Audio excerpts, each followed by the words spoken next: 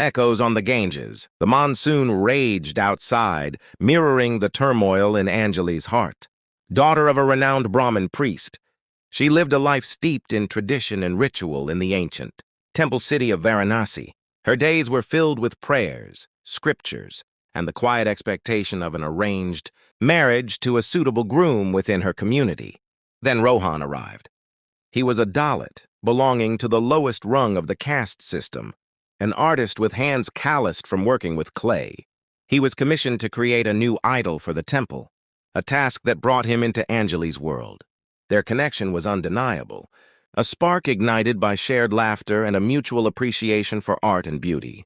They found solace in stolen moments amidst the chaos of the city, sharing stories, dreams, and whispered secrets under the watchful gaze of the Ganges. The societal divide was a chasm, a gulf that threatened to swallow them whole. Anjali's family, deeply entrenched in their religious and social beliefs, would never accept a Dalit into their lives.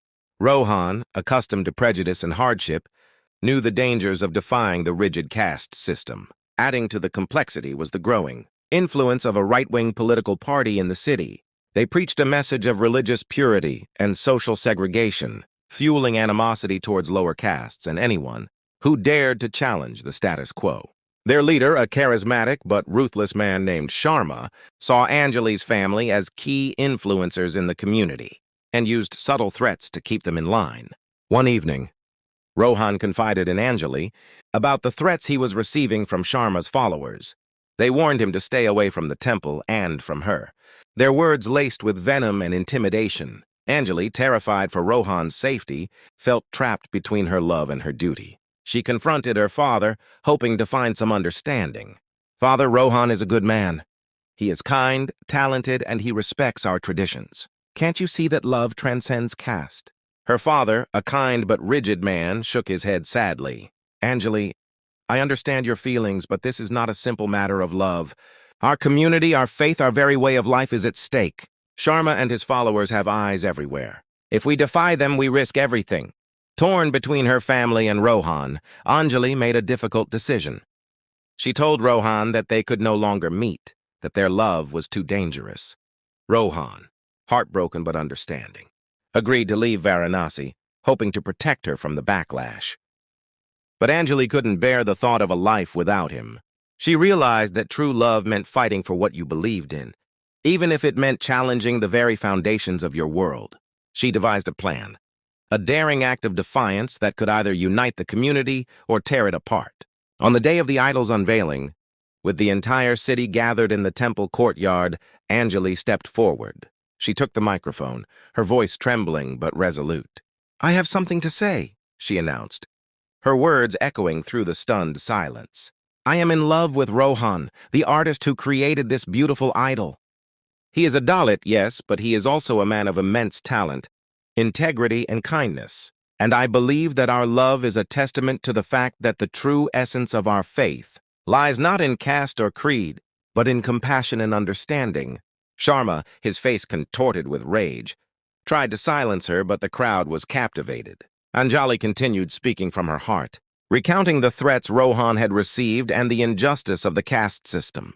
She challenged the hypocrisy of those who preached love and compassion while perpetuating discrimination and hate. Her words resonated with many in the crowd, especially the younger generation, who were tired of the rigid social divisions that had plagued their society for generations. A murmur of dissent rippled through the courtyard. Meanwhile, Anjali had sent word to Rohan, urging him to return.